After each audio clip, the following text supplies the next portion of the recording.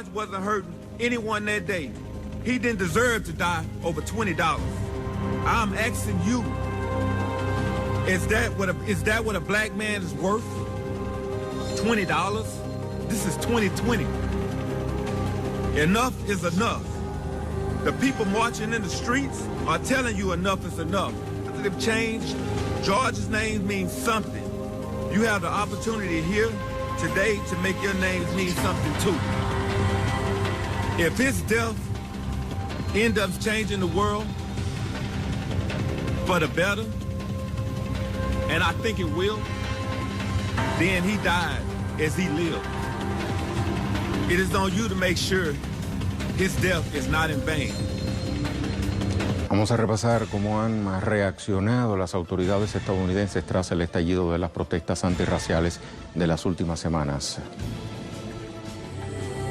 Ante las masivas movilizaciones, el presidente Donald Trump amenazó con invocar la ley de insurrección 1807, la cual le otorga facultades para desplegar al ejército para controlar las manifestaciones.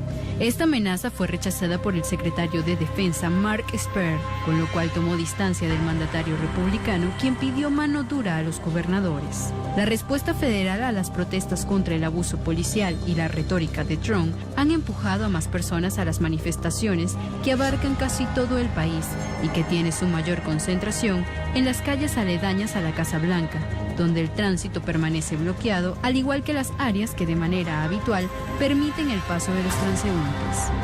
Respecto al anunciado desmantelamiento de la policía en Minneapolis, el inquilino de la Casa Blanca expresó: "No habrá desmantelamiento de nuestra policía. No habrá desmantelamiento de nuestra policía. Nuestra policía nos ha estado dejando vivir en paz y quieren asegurarse de que no tengamos actores malos allí. Y quizás veamos cosas horribles como las que vimos recientemente, pero el 99% de ellos son personas geniales, excelentes y han hecho un trabajo excelente". La alcaldesa de Washington, D.C., Muriel Bowser, dijo sentirse preocupada de que el despliegue del perímetro de seguridad continúe activo, aún pasadas las movilizaciones. Trump también intentó minimizar las protestas pacíficas, diciendo que tenían poca participación, mientras la prensa habla de miles de personas y muestran imágenes donde pueden observarse multitudes por todas las ciudades.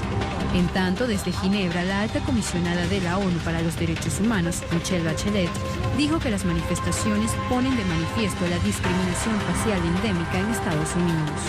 La Comisión Interamericana de Derechos Humanos condenó el asesinato de George Floyd y expresó su pesar por los actos violentos registrados en el contexto de las recientes manifestaciones como reacción a la violencia policial contra afroamericanos en Estados Unidos. Pese a esta declaración, es notorio el bajo o nulo perfil que le ha dado a esta ola de protestas el secretario general de la OEA, Luis Almagro, quien prefiere mantener vivos sus ataques contra Venezuela sobre la base de presunciones. Comienza el análisis en nuestra jugada crítica. Nos acompaña desde Puerto Rico el doctor Carlos Ernesto Severino Valdés, catedrático de la Universidad de Puerto Rico, y desde Nueva York, Estados Unidos, Danny Shaw, profesor de estudios internacionales. A ambos les doy la bienvenida en nuestros espacios. Si me lo permite, doctor Carlos, voy a comenzar con el profesor Danny. Danny, como has podido observar, le hemos dado seguimiento a la situación en Estados Unidos y más allá de las fronteras de ese país respecto a la campaña Black Lives Matter, a través de la cual se han sumado cada vez más personas para condenar el racismo. Ha habido también polémicas declaraciones del presidente Trump por solo seleccionar una de las más recientes. Estaba diciendo el presidente Trump en redes que el señor de 75 años que había sido abusado por agentes policiales de Buffalo era posiblemente un antifa. ¿Qué pretende el jefe de la Casa Blanca con estas declaraciones? Bueno, hay grandes rupturas en la clase dominante. Hay muchos, inclusive republicanos, atacando a Trump, pero tal vez con su propia agenda, con su propio oportunismo. Trump siempre está tirando disparates para distraer al público. Antifa es una sola organización anarquista que ni siquiera es tan grande. Entonces Trump ha querido desacreditar un movimiento de millones y millones de seres humanos, no solamente aquí en los Estados Unidos, sino a nivel internacional. Ha querido desacreditarlos, tratando de decir que todos son de Antifa, Antifa es sencillamente una abreviación que quiere decir antifascista. Siempre se utilizan esas tácticas de propaganda para distraer y dividir el movimiento.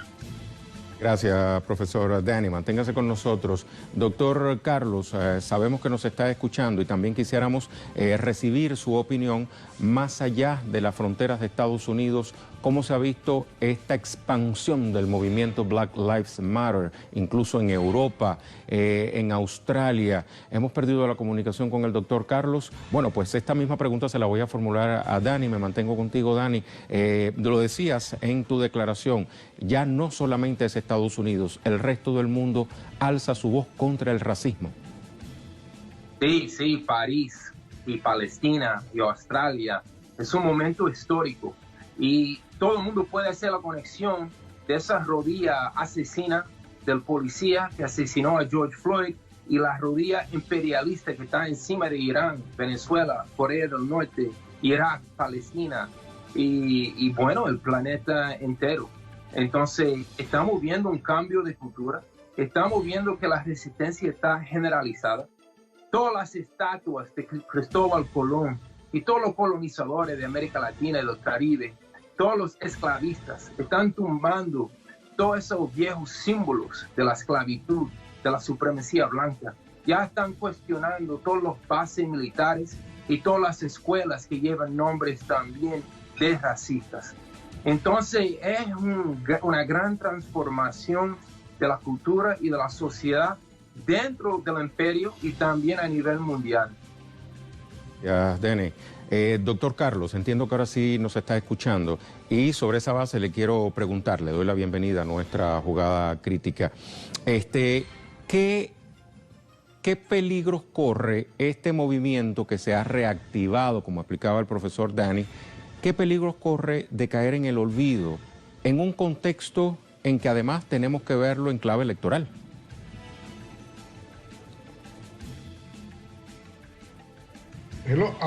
Sí, ¿me escucha?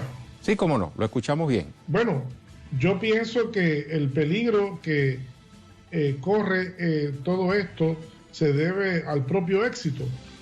No podemos olvidar que en los años 60 se vivía en los Estados Unidos un movimiento social con mucho esplendor, con mucho vigor y todo ese movimiento fue básicamente, su liderato fue cercenado, fue eliminado, perseguido, marginado, encarcelado, asesinado, ¿verdad? Infiltrado increíblemente por las agencias de seguridad, estigmatizado, como pasó también con gran parte de ese liderato con los Black Panthers.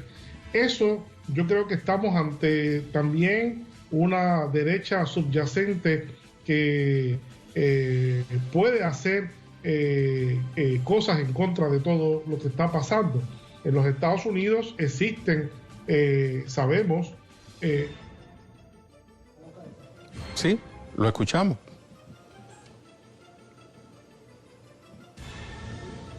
Sí, lo escuchamos, doctor.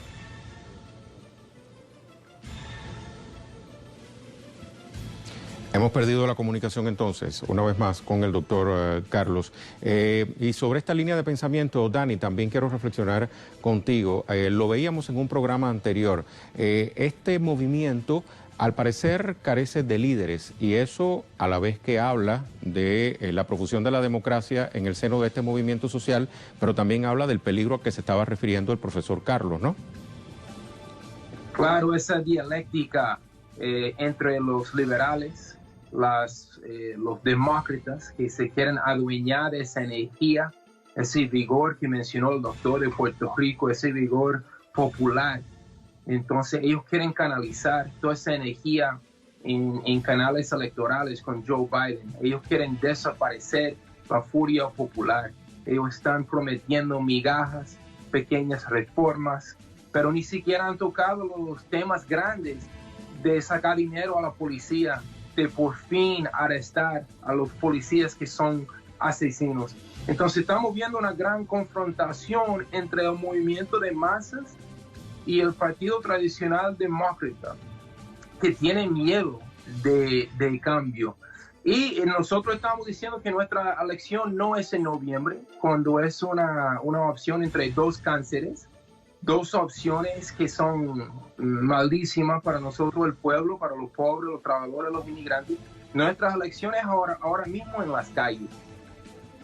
Me alegro de que hayas tocado este punto porque el candidato demócrata Joe Biden está, como planteas, haciendo, digamos, sacando provecho de esta situación. Pero ¿es realmente la opción del ex vicepresidente de Barack Obama la solución a este problema enraizado en Estados Unidos, si tenemos en cuenta que durante la administración del primer presidente negro de Estados Unidos también había casos de esta naturaleza, de racismo?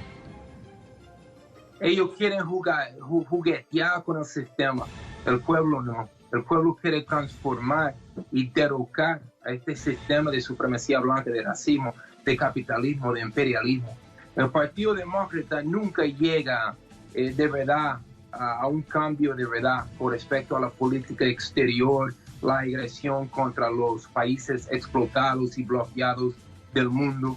Nunca se plantea de verdad un plan de arrestar a los policías asesinos. El pueblo no tiene ninguna confianza en Joe Biden, Barack Obama. Están cansados de su vieja agenda. Quien promueve esa es la clase dominante, quien está en CNN y ahora se ha puesto de moda aquí. Todo el mundo se está arrodillando ahora, entre comillas, solidarios con George Floyd y el movimiento. Pero ¿dónde estaban ellos hace meses y años? Porque esta lucha contra el racismo y por Black Lives Matter, eso lleva siglos y siglos. Y ellos nunca estuvieron. Ahora quieren aprovechar el esplendor del movimiento, como dijo el doctor de Puerto Rico. Gracias, Danny. Doctor, díganos usted su visión en clave electoral. ¿Cómo interpreta esta jugada del presidente Trump echándole cada vez más leña al fuego cuando la comunidad internacional espera que él, sacándole rédito en las urnas, se ponga del lado de los oprimidos, no de los opresores? Bueno, hay que hacer recordar que el presidente Trump llegó a ser electo perdiendo las elecciones en la cantidad de votos que se emitieron. Él perdió las elecciones. Y el presidente Trump, de ese momento en adelante, lo que ha hecho es fundamentalmente enajenarse de todos los sectores que son minorías en los Estados Unidos y ha gobernado exclusivamente para su núcleo electoral, que es un perfil bien particular de personas blancas, particularmente hombres, inclusive porque se sabe que tiene dificultades en algunos estados importantes con las mujeres. Así que él es una persona que no ha logrado básicamente en los casi 4 años que ha gobernado, yo diría, ganar ningún voto adicional que los que sacó. Así que era un candidato, a pesar de que hay gente que piensa que iba a volver a ganar. Yo he dudado totalmente de eso siempre. Creo que Donald Trump es un derrotado. Se autoderrotó él mismo y también la gente lo va a derrotar en estas próximas elecciones. Claro, la pregunta es, como dice el profesor Shaw, ¿cuál es la alternativa?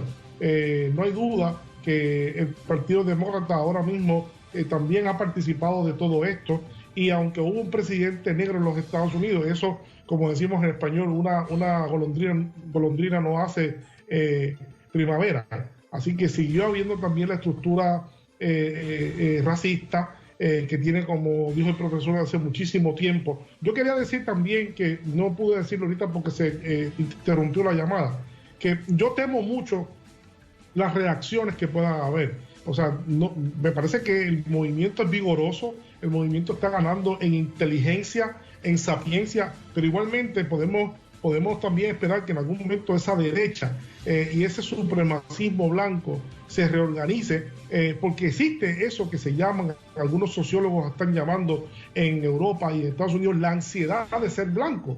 Porque demográficamente las poblaciones blancas son poblaciones recesivas, no se reproducen al ritmo que se reproducen otras poblaciones. Y no es que no se reproduzca, es que su crecimiento poblacional es cero. Los blancos en los países desarrollados ahora han adoptado la tendencia a no reproducirse. Entonces eso hace que cada vez sean menos proporcionalmente. Y en Estados Unidos nada más, la propia fuerza de seguridad ha identificado más de 900 células que con potencial violento, células de supremacismo blanco de distintas manifestaciones.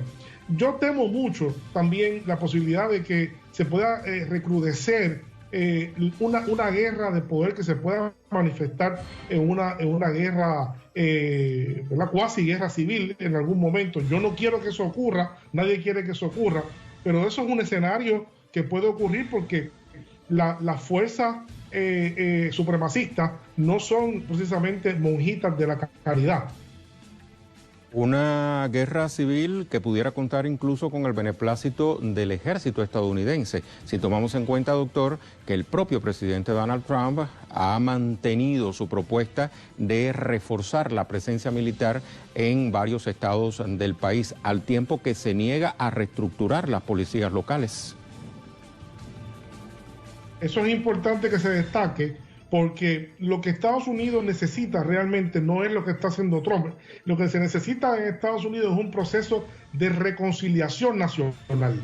Es importante un nuevo contrato social donde se estipulen unas nuevas maneras de cómo se construye una sociedad saludable, una sociedad equilibrada, una sociedad justa o más justa, donde las personas no sientan miedo. A mí me parece que, para mí, uno de los puntos más relevantes de todo esto que ha pasado a partir de la triste muerte de George Floyd fue cuando entrevistaron en un momento dado a un joven negro que le preguntaron, bueno, ¿qué usted espera que ocurra de todo esto? Le dice, mire, yo no sé lo que yo espero, no sé, estoy confundido, pero le dijo al periodista, yo lo único que quisiera es vivir en un país en el cual no me tiemblen las rodillas cada vez que se me acerca un policía blanco. Quiero vivir en un país en el cual yo pueda atravesar simplemente un vecindario blanco sin sentirme que me van a asesinar por la espalda.